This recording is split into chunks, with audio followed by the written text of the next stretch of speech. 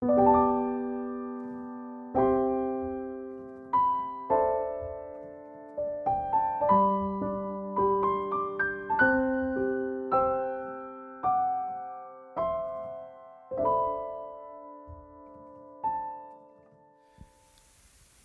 80년대에 미국에서 로키 산맥을 지나가는 열차가 한 대 있었습니다. 당시에는 열차가 석탄을 썼었죠. 그래서 빠른 속도는 아니었지만 엔진이 고장나면 고치기가 너무나도 힘든 그런 상황이었습니다. 그러한 석탄 엔진을 가진 열차가 로키 산맥을 가로지르다 갑자기 엔진 하나가 멈추게 됩니다. 사람들은 웅성웅성거렸는데 그 열차 차장이 순식간에 지혜를 내서 맞은편에 있는 엔진을 다시 돌리기 시작합니다. 그래서 역주행을 해서 다시 움직이기 시작하죠. 그렇게 잘 나아가고 있었는데 결국에는 마저 그 남은 하나의 엔진도 멈추고 맙니다. 결국 로키 산맥 한가운데에서 오도 가도 못하는 상황에 처하게 된 것이죠. 승객들이 다들 웅성웅성 대기 시작했습니다. 그들의 마음에 불안이 싹트기 시작했습니다.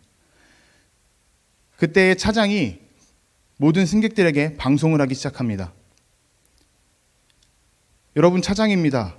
우리에겐 나쁜 소식과 좋은 소식 한 가지씩이 있습니다. 나쁜 소식은 엔진이 2개가 있었는데 2개가 다 멈췄다는 것입니다.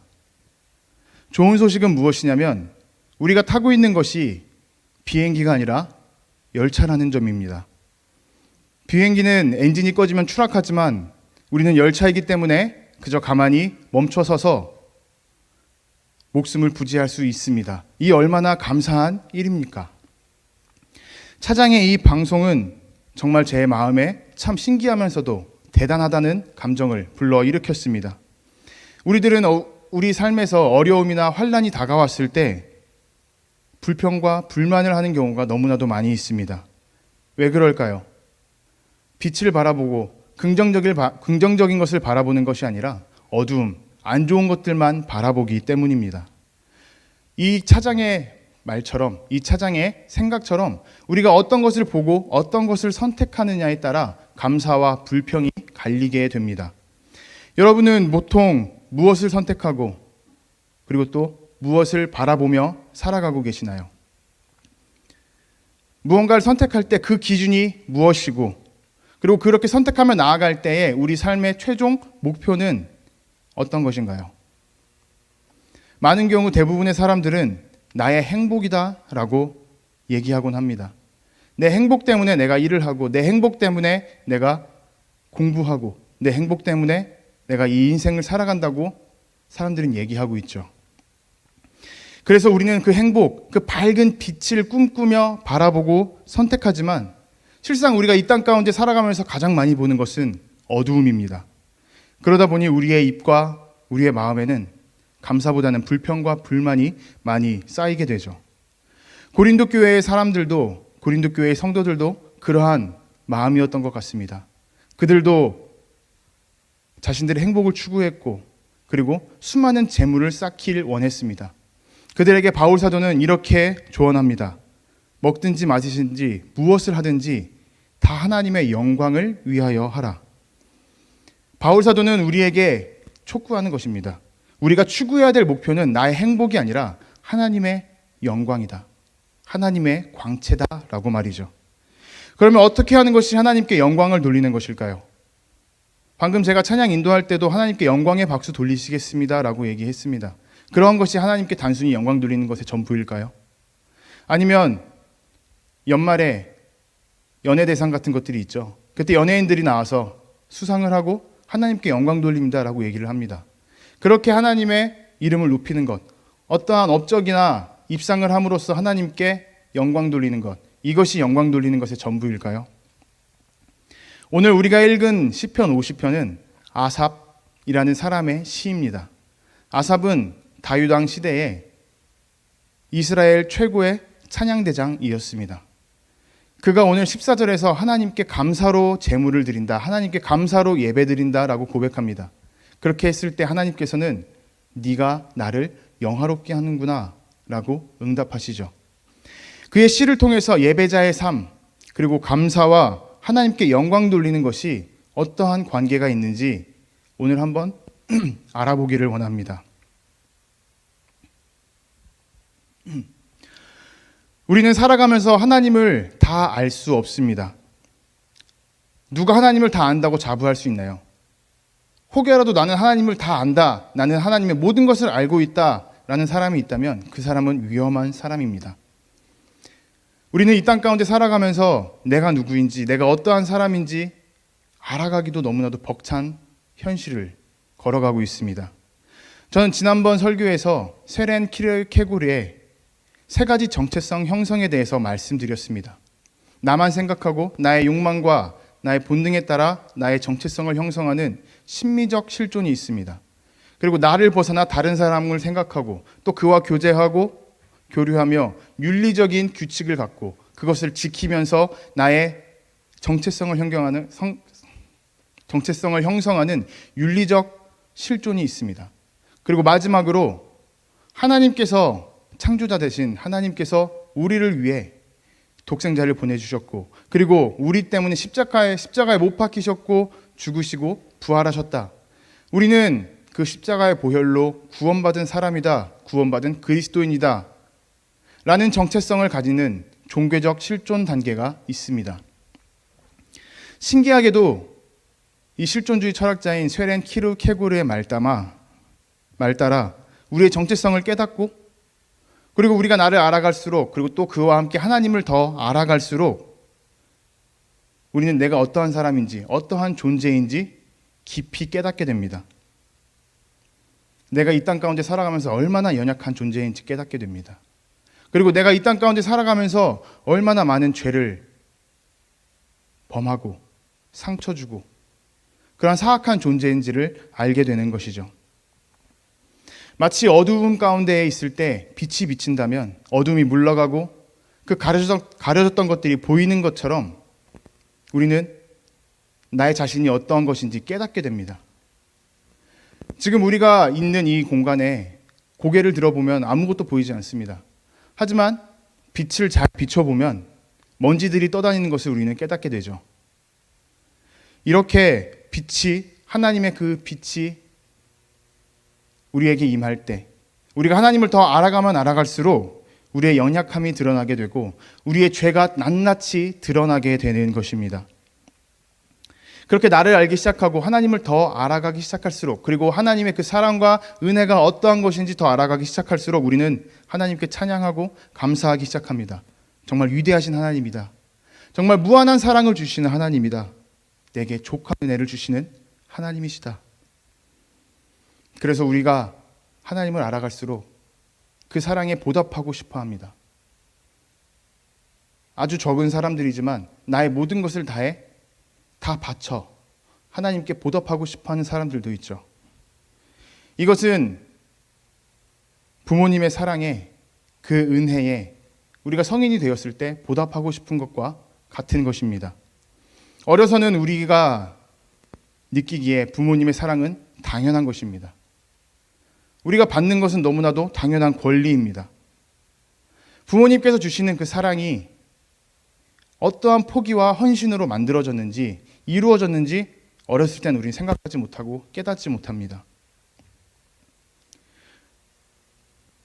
어머니도 아버지도 누군가의 딸이었고 누군가의 아들이었습니다.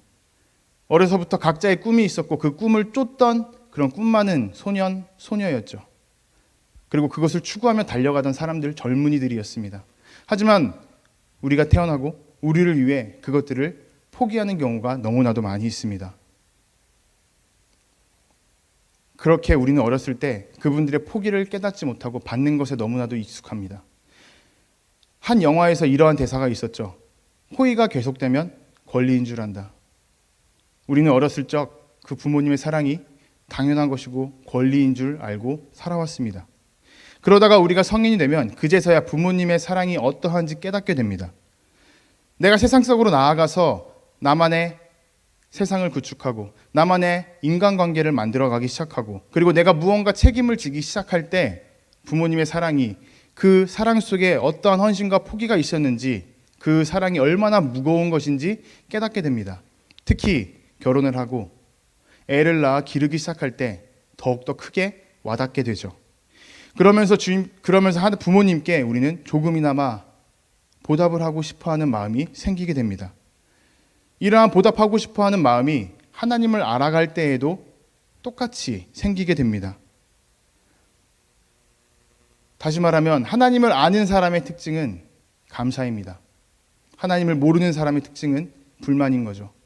하나님께서 내게 어떤 것을 주셨는지 그 빛이, 그 사랑이, 그 은혜가 어떠한 것인지 우리가 알지 못하기 때문에 보답하고 싶어하는 마음도 없고 불평과 불만만 가득 쌓이는 것입니다.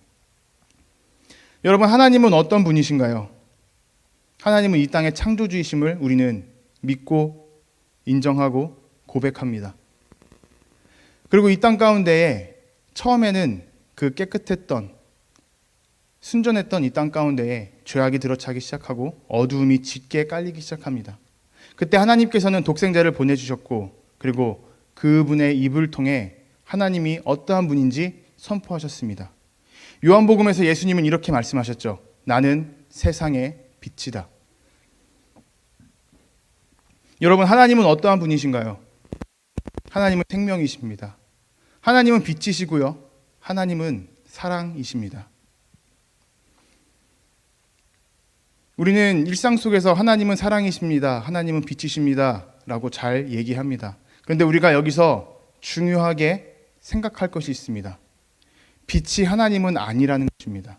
하지만 하나님은 빛이시죠.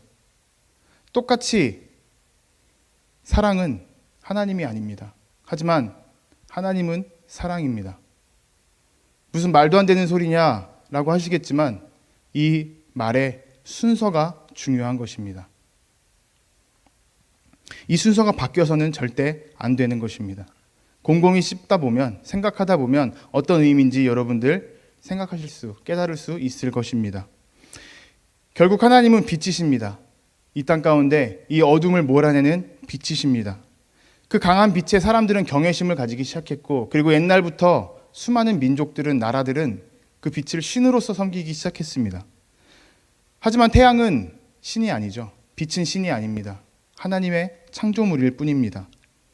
바울이 다메섹을 향해 나아갈 때 만났던 그 하나님의 광채, 하나님의 그 영광의 빛은 태양보다 더 밝은 빛이라고 저는 믿고 고백합니다. 그분의 빛이 우리 가운데 임했습니다. 우리 한 사람 한 사람의 마음속에 임하신 것입니다. 그리고 우리는 그렇게 빛의 자녀가 되었습니다. 그리고 이 땅 가운데서 그 빛을 지키고 전하기 위해 우리는 살아가는 존재들입니다. 그리고 여기 있는 우리 공동체는 우리 한 사람 한 사람이 모여서 서로에게 위로가 되어주고 빛이 꺼질라는 사람들을 다시 세워주는 그러한 사랑의 공동체인 것입니다.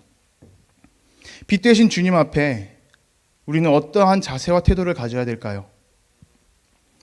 하나님을 우리의 하나님이라고 인정하고 대접하는 것이 우리가 가져야 될 자세의 전부이고 태도의 전부가 아닐까 생각합니다. 부모들은 자녀들에게 무언가를 기대하지 않습니다. 내가 해준 만큼 너희들도 나한테 무언가를 해줘야 돼 라는 마음을 갖고 있지 않으시죠. 그저 부모가 자녀들에게 기대하는 것은 자녀들이 부모를 부모로, 아빠를 아빠로, 엄마를 엄마로 인정하고 대접하는 것입니다. 제 아기가 이번 달로 22개월에 접어들었습니다. 그런데 아직 말을 잘 하려고 하지 않아요. 아빠나 엄마, 마마, 까까, 물 이러한 기본적인 단어들도 잘 하려고 하지 않습니다. 그런데 아주 가끔씩 어쩌다가 아빠라고 하거나 엄마라고 할 때가 있어요. 그 말을 듣는 저와 제 아내는 얼마나 기분이 좋은지 알 수 없습니다. 그리고 제가 지금까지 살면서 제 아이를 낳고 기르면서 결코 잊을 수 없는 날이 하루 있습니다. 2020년 9월 19일 토요일이었습니다. 오후 7시 7분이었죠. 어떤 날이었을까요? 제가 계속 아빠, 엄마 얘기를 했죠. 제 아이가 처음으로 저를 보며 아빠라고 했던 날입니다. 제 아내는 그냥 애가 어버버버 옹알이 하다가 어쩌다 얻어 걸린 거라고 하는데 이것은 시기와 질투일 뿐입니다. 정확하게 제 아이는 아빠라고 제게 호칭을 했습니다. 저는 그렇게 믿고 나아갑니다. 네. 이렇게 우리가 부모가 자녀에게 무언가를 해주지 않아도 부모를 부모라고 인정하고 그리고 그렇게 호칭하고 알아주는 것만으로도 부모들은 너무나도 감격합니다. 부모를 부모라고 부르고 부모가 어떠한 존재인지 그리고 어떠한 분인지 알아가는 자세와 태도, 그럼으로써 비롯되는 수많은 감사의 표현들, 그 표현들만으로도 부모는 부모가 되는 것을 기뻐하게 됩니다. 그리고 자녀를 원 없이 축복하고 더 베풀어 주려고 하게 되죠. 자녀가 축복받는 길은 간단합니다. 부모를 인정하고 부모에게 감사하는 것이죠. 우리는 결코 그 감사를 잃어버리는 세대가 되어서는 아니 될 것입니다. 이렇게 자녀가 성장하면서 부모의 존재를 깨닫게 되고 또 그 사랑에 감격하면서 무언가 보답하고 싶어하는 것처럼 우리도 하나님께 보답하고 싶어하는 마음이 생기기 시작합니다. 하나님께서 우리를 구원해 주셨기 때문이죠. 이 어두움 가운데서 우리를 건져내 주셨기 때문이죠. 그런데 그와 함께 그런 감사의 마음이 듦과 동시에 우리 마음속에 한켠에는 자책감과 죄책감이 또 들기 시작합니다. 왜 그런가요? 뭔가 보답하기에는 내 수중에 가진 것이 없거든요. 지금 이 땅 가운데에서는 너무나도 어려운 세상이라 나 혼자 살아가기도 어렵기 때문입니다. 그러다 보니 앞서 말씀드린 것처럼 무언가 입상을 하거나 혹은 대단한 업적을 이루면서 하나님의 이름을 높여드리면 되겠구나라는 생각을 하고 노력을 하죠. 그런데 그것도 결국에는 소수의 사람들만 이루게 되는 것입니다. 그 앞에서 우리는 또 좌절하고 하나님 앞에 더 큰 죄책감을 갖기 시작합니다. 그럴 때 우리는 오늘 본문의 8절 말씀을 기억해야 합니다. 뭐라고 써 있나요? 내 죄물 때문에 너를 책망하지 아니하겠다. 재물 때문에, 우리가 하나님께 드릴 재물 때문에 하나님은 우리를 책망하지 않겠다고 하시는 것입니다. 내가 무언가 드리고 내가 무언가 해드리는 것, 그것들이 있고 없고 때문에 하나님께서 나를 책망하시는 것이 아니고 그것이 크고 작고 뭔가 존귀하고 가치 없고 그러한 이유 때문에 하나님께서 우리를 책망하지 않는다는 것입니다. 그리고 이어서 이렇게 말씀하시죠. 너의 재물 때문에 내가 너를 책망하지 아니할 건데 내 번제가 내 앞에 있기 때문이야. 이게 무슨 뜻인가요? 주님께 온전히 드릴 번제물은 우리가 가진 어떠한 재물이 아니라 우리 자신이라는 것입니다. 번제에 대해서 간단하게 말씀드리도록 하겠습니다. 번제는 한자어 그대로 태워서 드리는 재물입니다. 여러분들이 혹시 무언가를 태워보셨을지 모르겠는데 태운다고 해서 그 모든 것들이 한 번에 불길에 다 타나요? 다 타서 재가 되나요? 그런 경우는 많지가 않습니다. 특히 옛날 구약시대에는 살아있던 생물을 잡아서 불에 태웠습니다. 제대로 타지 않겠죠. 근데 번제 같은 경우는 그것들이 다 타서 재가 될 때까지 계속 불태우는 것입니다. 그리고 뼈가 남았을 때 그 뼈도 계속 불태워서 부스러뜨려 가루를 만드는 것이 바로 번제입니다. 결국 우리의 몸을 번제로 드린다라는 것은, 우리 자신을 번제로 드린다라는 것은 우리가 가진 조그만 것들을 드리는 것이 아니라 내 자신, 나의 모든 것을 하나님께 드린다라는 것입니다. 나의 전부를 하나님께 드린다라는 것이죠. 그렇기 때문에 우리가 하나님께 드릴 것에 대해서 재물만 생각한다면 그것은 아주 편협한 생각인 것입니다. 우리의 생각을 한번 돌아볼까요? 우리는 하나님께 드리는 것에 대해서 어떤 것을 생각했나요? 그리고 그것을 드릴 때 얼마를 드려야 되지? 어떻게, 얼마나 많이 드려야 되지? 라고 생각하고 고민하지 않았나요? 우린 너무나도 아끼면서 그것들을 놓기 싫어합니다. 그럴 때 하나님께서 또 이렇게 얘기하시죠. 9절입니다. 너의 것을 가져가지 않을게. 우리가 오죽이나 나의 가진 것들, 재물들을 아끼고 있으면 하나님께서 야, 그거 안 가져갈게 라고 말씀하시는 겁니다. 얼마나 우리가 그것을 아끼고 손에 놓고 싶지 않아서 부들부들 떨고 있으면은 하나님께서 가져가지 않겠다고 말씀하시나요? 우리의 재물들, 오늘 성경의 말씀대로 숫소와 숫, 염소는 하나님의 관심이 아닙니다. 그분의 1차적인 관심이 결코 아닙니다.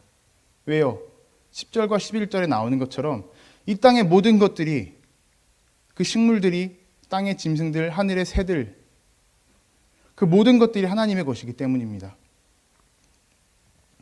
심지어 12절에 가면 이렇게 말씀하시죠. 야, 내가 배가 고프다고 해보자. 그래도 너한테 먹을 거 달라고는 안 할게. 얼마나 재밌고 또 얼마나 은혜로운 하나님이신가요? 부모들은 본인들이 못 먹어도 자녀들에게 주고 싶어 합니다. 내가 먹겠다고 자녀들 앞에 놓인 것을 가져가진 않아요. 제 아이가 샤인머스켓을 너무 좋아합니다. 한 달 동안 트레이더스에서 10만 원어치를 샀을 거예요. 근데 제가 거기서 먹은 샤인머스켓의 양은 몇 알 되지 않습니다. 다 낡아서 흐물흐물거리는 것들만 저는 먹었습니다. 그래도 저는 아쉽지가 않아요. 내 아이가 너무나도 맛있게 즐겁게 먹기 때문이죠. 이렇게 우리가 가진 것들에 대해서 하나님께서는 굳이 강제로 뺏어가거나 내놓으라고 말씀하시지 않습니다. 그렇다면 우리가 하나님께 드릴 것은 무엇일까요? 어떤 것을 하나님께 드려야 될까요? 재물을 원치 않으신다면 우리가 드릴 것은 어떤 것일까요? 14절에 감사로 재물을 드려라. 감사로 제사를 드려라. 우리말로 감사로 예배를 드려라 라고 말씀하십니다. 우리가 하나님께 드릴 수 있는 것은 감사입니다. 이것이 우리가 드릴 예배이고 우리가 가져야 할, 하나님 앞에서 취해야 할 자세와 태도인 것입니다. 그렇게 우리가 감사하고 그렇게 우리가 감사로서 예배를 드릴 때 하나님께서는 이렇게 말씀하시는 거죠. 15절입니다. 환난 날에 나를 불러라.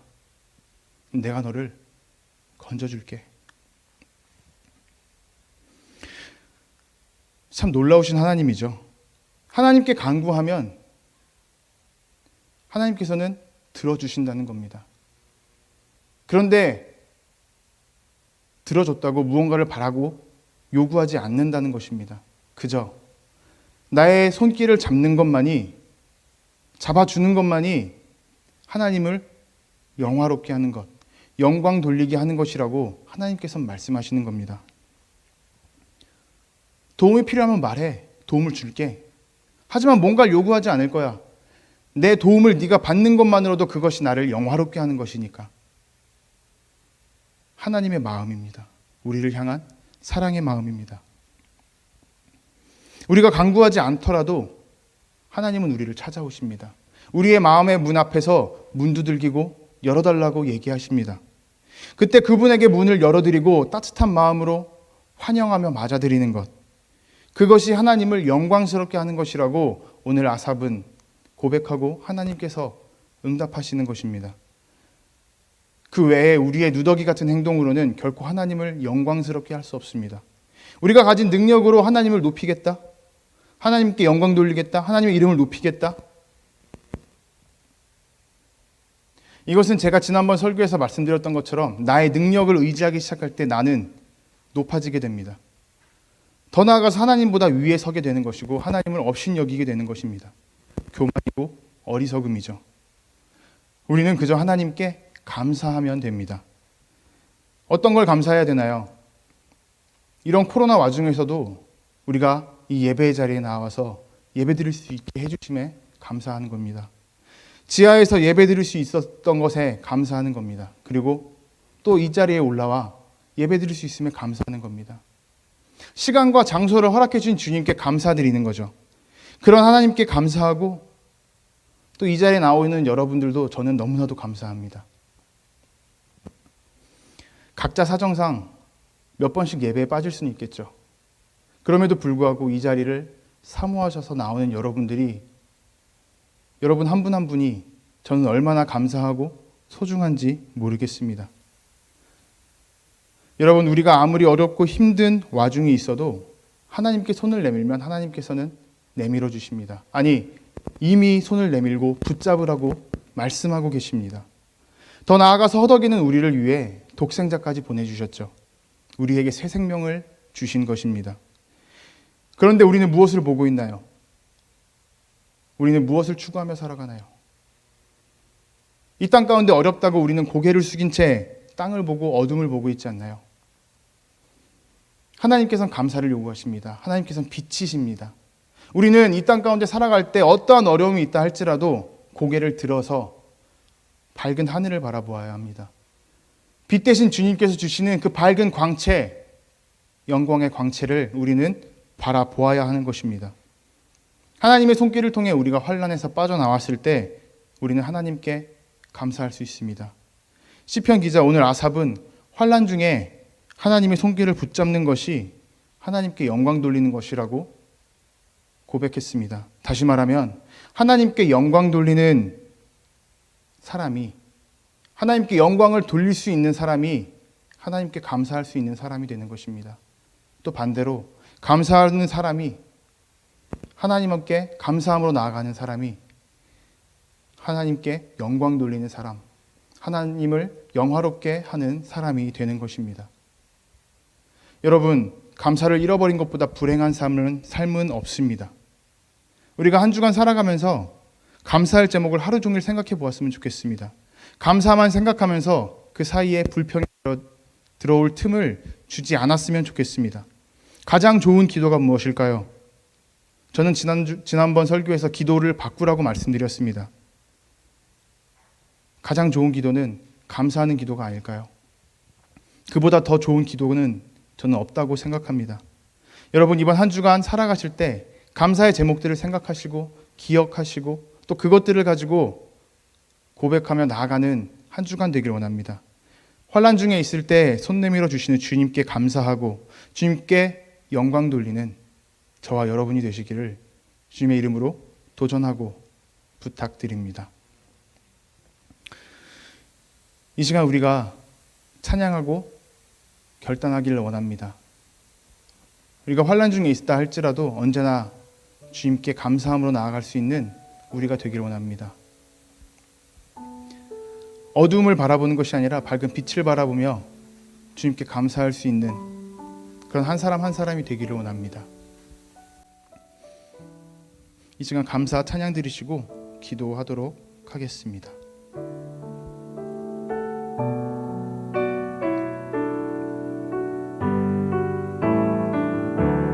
오늘 숨을 쉬는 것 감사. 오늘 숨을 쉬는 것 감사. 나를 구원하신 것 감사. 내 뜻대로 안 돼도 주가 인도하신 것 모든 것 감사. 내게 주신 모든 것 감사. 내게 주신 모든 것 감사. 때론 나절하심도 감사. 내게 고난 주셔서 주 뜻에게 하신 것 모든 것 주님 감사해요. 주님 감사해요. 주님 감사해요. 내가 여기까지 온 것도 은혜입니다. 주님 감사해요. 주님 감사해요. 나를 사랑하신 주 사랑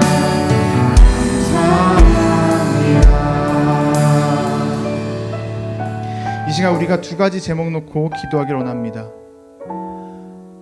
우리가 이 땅 가운데 살아가며 너무나도 우리를 억압하고 압박하고 힘들게 하는 환난 가운데 있어서 감사하기 어려운 상황이나 할지라도 우리는 감사하겠다고 결단하기를 원합니다. 그래서 그 감사가 우리의 삶이 되고 기도가 되고 또 찬양과 노래가 되게 하여 주시옵소서. 그렇게 결단하며 나아가기 원합니다. 또 우리 공동체를 통해서 감사가 이 어둠의 땅 가운데 강물처럼 흐르는 세상이 되게 하여 주시옵소서. 물이 바다와 덮음같이 우리 공동체를 시작으로 이 땅 가운데 감사가 흘러 넘치게 하여 주시옵소서. 이 두 가지 기도 제목 놓고 통성으로 기도하도록 하겠습니다. 기도하시겠습니다. 주님 감사합니다. 주님 이 시간 우리가 주님께 나아갑니다. 주님 역사해 주시고 함께해 주시옵소서. 우리가 주님께 나아가며 우리가 주님만을 바라봅니다. 이 시간 주님께 결단하며 나아갑니다. 아버지 이 땅 가운데 살아갈 때 위로가 반성하고 너무나 많은 것을 고백합니다. 주님 그럴 때에 그 가운데에서도 우리가 불평과 불만을 내뱉는 것이 아니라 주님께 감사하기 원합니다. 우리의 삶을 통해서 주님께 감사하며 그를 통해서 주님께 영광 돌리는 삶을 살아가기 원합니다. 주님께로 주시고 함께해 주시옵소서. 우리가 어떤 상황 가운데 있다 할지라도 감사하기가 너무나도 어려운 상황에 있다 할지라도 우리가 정말 결단으로서 우리가 정말 된 의지로서 주님께 감사하고 나가게 해주시옵소서. 그리하여서 그 감사가 기도가 되고 나의 삶이 되고 나의 찬양과 노래가 될 수 있는 그런 역사가 이루어질 수 있도록 주여 이 시간 임하여주시고 우리의 마음속에 임하여주시옵소서. 변화시켜 주시옵소서. 그런 삶을 살아가겠다고 이 시간 우리가 고백하고 결단하며 나아갑니다. 다짐하며 나아갑니다. 주님 한 사람 한 사람 만져주시고 그들의 마음속에 의지와 결단을 더하여 주옵소서. 그래서 이 땅 가운데 살아갈 때에 우리가 정말 감사가 넘치는 삶을 살아가게 해주시고 그리고 우리가 이 땅 가운데 감사의 강물 넘치게 하는 그런 인생 되게 하여 주시옵소서.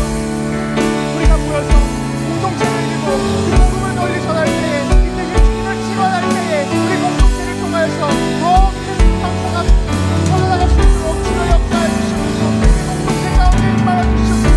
우리 공동체가 정말 쓸모없이 교통하는 공동체가 아니라 서로 불평과 불만을 나누는 공동체가 아니라 주님 사랑과 은혜를 되새기며 그 가운데 감사할 수 있는 공동체가 되게 해주시옵소서. 서로를 돕고 서로에게 위로를 줄 수 있는 공동체가 되어 이 땅 가운데 그 감사를 주님의 은혜와 그 사랑을 강물처럼 휘덮을 수 있는 그런 공동체가 될 수 있도록 역사하여 주시옵소서. 언제나 주님 명만을 바라보고 나아가는 공동체가 되게 해주시옵소서. 그런 연인과 친한 공동체, 믿음의 공동체가 될 수 있도록 시간 주여 역사하여 주시고 임하여 주시고 함께하여 주시옵소서.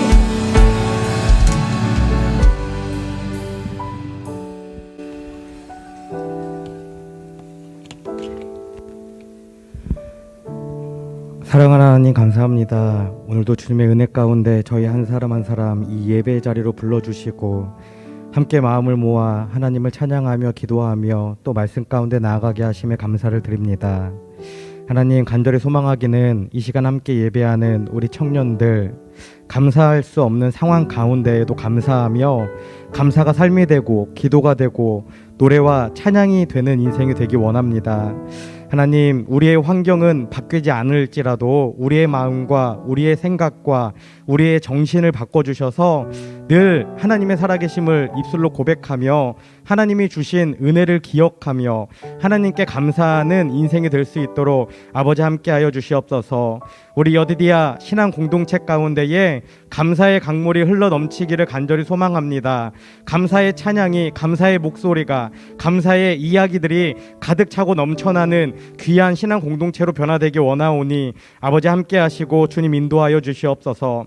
주님 이 시간 하나님의 살아계심을 믿음으로 고백하며 하나님이 주신 은혜에 감사하며 정성껏 드려진 예물이 있습니다. 이 예물이 사용되어지는 곳에 하나님의 살아계심이 선포되게 하시고 날마다 구원받는 사람들이 더해지는 역사가 나타날 수 있도록 아버지 함께하여 주시옵소서. 이제는 우리를 위해 이 땅에 오신 예수 그리스도의 은혜와 독생자를 보내주신 하나님 아버지의 크신 사랑과 날마다 우리를 보호인도 승리케 하시는 성령님의 내주 교통하심이 이 시간 환난 중에 있는 우리에게 손 내밀어 주시는 하나님을 의지하며 하나님께 영광을 돌리고 모든 일에 감사하는 인생이 되기를 결단하는 하나님의 사랑을 입은 자 여디디아 청년들 위해 지금부터 영원까지 함께하옵시기를 간절히 축원하옵나이다. 아멘.